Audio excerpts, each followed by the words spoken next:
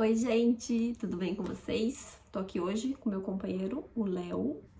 Apresento vocês o Léo, que é o leão do Matheus e do Davi. Tô gravando aqui no quarto dos meninos, porque o Davi foi dormir no meu quarto e eu vim pra cá, eu e o Léo.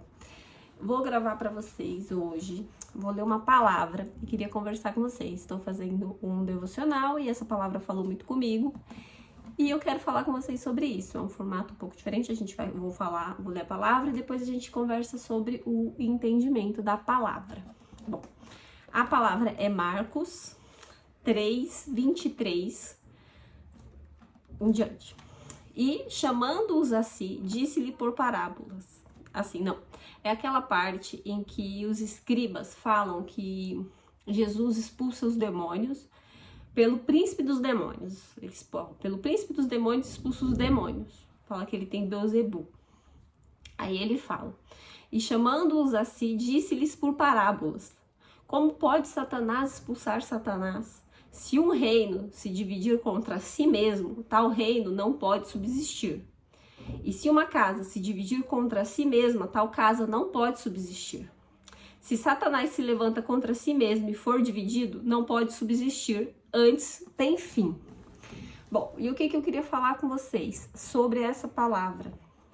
Aqui é muito claro quando ele diz: e se uma casa se dividir contra si mesma, tal casa não pode subsistir. Então, antes de a gente começar a conversar sobre esse assunto, se inscreve aqui no canal, deixa o seu curtir e fala comigo nos comentários se você também entende assim, se você tem um entendimento diferenciado. Bom, é sempre muito importante a gente trocar ideias, porque eu aprendo com vocês e eu passo para vocês o que eu aprendi e assim a gente cresce junto. Bom, uma casa, quando ela está dividida, ela não pode subsistir, antes ela tem fim. Ou seja, nós não podemos, dentro da nossa casa, não pode existir divisão. Não pode existir divisão entre irmãos, não pode dividir. Muitas vezes, a não concordância em determinados assuntos acaba gerando divisão dentro de casa. O marido pensa de um jeito, a mulher pensa de outro, aí o marido fica com o filho, a mulher fica com outro e faz a cabeça de um e fica tentando fazer um campo de guerra. E não é assim que se resolvem os problemas. Nós, que somos regidos pela palavra de Deus, nós temos que saber resolver os nossos conflitos. Nós vamos ter sempre conflitos. O que nós não podemos ter é divisão dentro da nossa casa, porque antes que a nossa casa subsista, ela vai ter um fim. Antes que nossa casa seja erguida, ela vai deixar de existir, porque não pode um reino se dividir contra ele próprio. Né? Ele usa Satanás, ele falou: como pode Satanás expulsar Satanás? Ele seria um reino dividido. Se isso acontecesse, até o inferno deixaria de existir. Ou seja, até o inferno, que é onde está, até o reino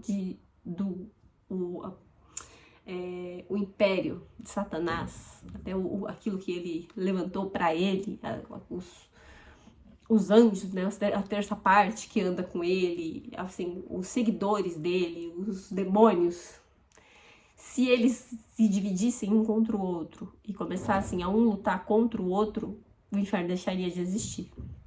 Imagina nós que queremos, que estamos buscando fazer a diferença nessa terra, engrandecer o nome de Cristo, dar a Ele toda a honra e toda a glória. Nós precisamos entender que tudo bem a gente não concordar com a opinião do outro. Isso não é só para dentro da sua casa. Isso é para dentro da sua empresa, dentro da igreja que você frequenta. Se você não concorda com a opinião do seu irmão, se você não concorda com a opinião do seu colaborador, se você não concorda com a opinião do seu chefe ou do seu marido, é necessário que você saiba gerenciar esses conflitos. E como é que eu gerencio conflitos? Novamente, uma comunicação assertiva, uma comunicação que não seja nem manipuladora. Você não tem que tentar manipular as pessoas que estão ao seu redor para ficarem do seu lado, porque isso é divisão, e nem mesmo ficar falando, né, pelos corredores, ao invés de chegar diretamente na pessoa e falar: E muito menos uma comunicação agressiva, onde você chega para a pessoa e fala o que você quer falar, sem se preocupar com os sentimentos daquela pessoa.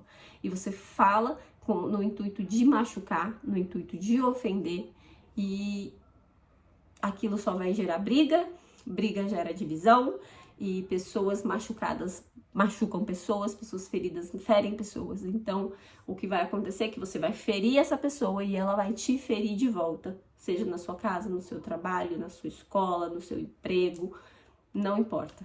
É muito importante que a gente aprenda a gerir as nossas emoções, a gerir os nossos conflitos, as nossas dificuldades, porque é normal as pessoas não concordarem em determinados assuntos. É normal. Eu e o Renan, meu marido, para quem não sabe, nós temos pensamentos muito diferentes, nós temos personalidades muito diferentes e nós somos conflitantes em muitos assuntos, mas nós não queremos que a nossa casa esteja dividida, porque nós entendemos que a nossa família é o nosso primeiro ministério, é aquilo que a gente tem de mais importante, antes do nosso trabalho, só não está antes do nosso relacionamento com Deus, porque em primeiro lugar é o nosso relacionamento com Deus, em segundo lugar é a nossa família.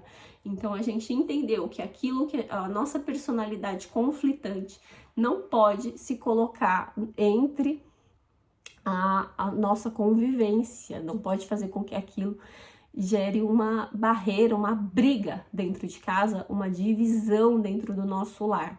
Então a gente tem buscado cada vez mais crescer espiritualmente e buscado cada vez mais sabedoria para conseguir falar um com o outro. E isso é muito importante, a gente adquire isso com o relacionamento. Da mesma forma que a gente adquire, aprende a falar com Cristo. A partir do relacionamento com Cristo, a gente aprende a falar com o nosso cônjuge a partir do nosso relacionamento, da intimidade que a gente adquire. A gente analisa aquelas pessoas, é muito importante a gente olhar para o outro, enxergar o outro na essência, sabe? O Renan, ele é uma pessoa acelerada, não adianta eu chegar para ele e conversar com ele assim, bem calma, não sei o que. Se eu quero que ele me escute, eu preciso falar com ele de uma forma que ele escute, da forma que ele gosta de ouvir.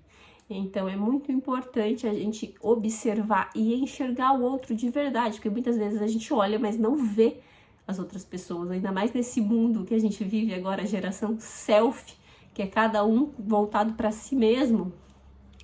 Vamos até fazer um vídeo sobre isso, falando sobre essa geração selfie, porque nós que somos cristãos, nós não podemos aderir a essa geração selfie. A gente tem que enxergar o todo, porque é só enxergando o todo que a gente soluciona o problema e que a gente sabe o que a gente tem que fazer, que a gente entende o nosso propósito, a gente sabe onde a gente tem que agir. Bom, enfim, quando você enxerga o outro, quando você enxerga além do que ele fala, quando você entende o outro, quando você conhece o outro, quando você tem intimidade com o outro, você aprende a se comunicar melhor, você aprende a transparecer melhor aquilo que te magoa, aquilo que não tá bom, e você nunca aponta o dedo na cara de ninguém e fala, o que me incomoda é que você é isso, que você é aquilo, porque isso magoa demais a outra pessoa, isso machuca. Você tem que falar de como você se sentiu e do que aquela pessoa fez, porque o que ela fez ela pode mudar, mas aquilo que ela é, talvez ela não possa. Então se você fala assim, você é chato, ele vai falar, se eu sou chato, então eu sou chato, então se é o que você pensa, sua opinião não me importa, porque é assim que tá o mundo que a gente vive. Não, você fala, você agiu de tal forma e foi muito chato para mim ter que lidar com isso. Então, assim, com esse conhecimento, com essa sabedoria que vem de Deus, que a gente busca em Deus, a gente aprende a lidar com o outro e a gente entende que a gente não pode estabelecer divisão dentro daquilo que a gente quer que prospere, aquilo que a gente quer que cresça, a nossa família, uma empresa, o seu trabalho, a sua vida com o seu cônjuge. Isso são coisas que nós queremos que prospere, nós queremos que dê certo, nós queremos que cresça, que evolua. Então não pode existir divisão. Você não pode, mulher, você não pode, em hipótese alguma, falar mal do seu cônjuge para terceiros. O que o seu cônjuge faz que te incomoda é problema seu, dele e Deus. Então você ora, você conversa com ele e você aprende a gerir as suas emoções. Você não vai sair falando para Deus e para o mundo o que o seu cônjuge fez ou deixou de fazer, porque isso é problema de vocês dois. E esse é o tipo de coisa que gera divisão dentro de qualquer relacionamento. O que você tem para falar da pessoa, você fala pra pessoa. E da melhor forma possível, da forma que você gostaria de ouvir também. Você se colocar sempre no lugar do outro é a melhor forma de você não magoar as pessoas, você não querer fazer com que aquela pessoa saia falando de você, que aquela pessoa queira estar do outro lado da outra equipe, por exemplo, que aquela pessoa queira estar contra você. Então, é isso que eu queria falar para vocês. Eu vou ler aqui de novo a palavra para que a gente não se esqueça. Em Marcos 3, 25 diz: e se uma casa se dividir contra si mesma, tal casa não pode subsistir. Ou seja, tal casa acaba, tem fim. Tudo aquilo que é dividido tem fim. Então, se hoje você se vê falando mal do seu cônjuge, mal da sua empresa, mal dos seus colaboradores, mal dos seus funcionários, mal do seu patrão, mal do seu irmão, mal dos seus pais, é você dividindo uma casa contra si mesma. E antes dela subsistir, ela tem fim. Então, se você quer que essas coisas prosperem, comece hoje a ser unidade, a estar em unidade com o seu cônjuge, principalmente o cônjuge, a pessoa que você tem que estar em unidade, não é em união. Isso é união, unidade. Vocês são unidade. A partir do momento em que vocês se casaram, vocês são unidade. E eu sei que tem muitos problemas, eu sei que às vezes as ideias simplesmente conflitam entre si. Mas o nosso Deus é o Deus do impossível e é nele que a gente vai buscar a diferença, é nele que a gente vai buscar aquilo que a gente quer para o nosso relacionamento. E é através da conversa, é através de enxergar o outro, de entender o outro, de ter empatia pelo outro, que nós conseguimos coexistir em união, estarmos todos em união, estarmos todos seguindo no mesmo propósito dentro de uma família. Uma empresa é um ótimo exemplo. Uma empresa onde não tem união, não tem um propósito, uma equipe focada em atingir o mesmo objetivo, pode ser, essa equipe, essas pessoas, elas podem ter ideias diferentes entre si, mas o propósito tem que ser o mesmo. Porque se não for o mesmo propósito, a desunião, a divisão da equipe vai fazer com que essa equipe aqui, com que essa empresa, ela suma, ela deixe de existir, ela quebre. Então, entenda que se você quer que a sua empresa prospere, que você não pode deixar que exista divisão dentro dela, porque está escrito na Bíblia, foi Jesus que disse, não fui eu, uma casa não pode se levantar contra ela própria. Uma casa não pode se dividir e brigar entre si, porque ela vai deixar de existir. Bom, gente, é esse. Eu espero ter sido clara, eu espero ter conseguido transparecer o que eu queria dizer. E é isso. Muito obrigada e fiquem com Deus. Um grande beijo e façam uma excelente vida.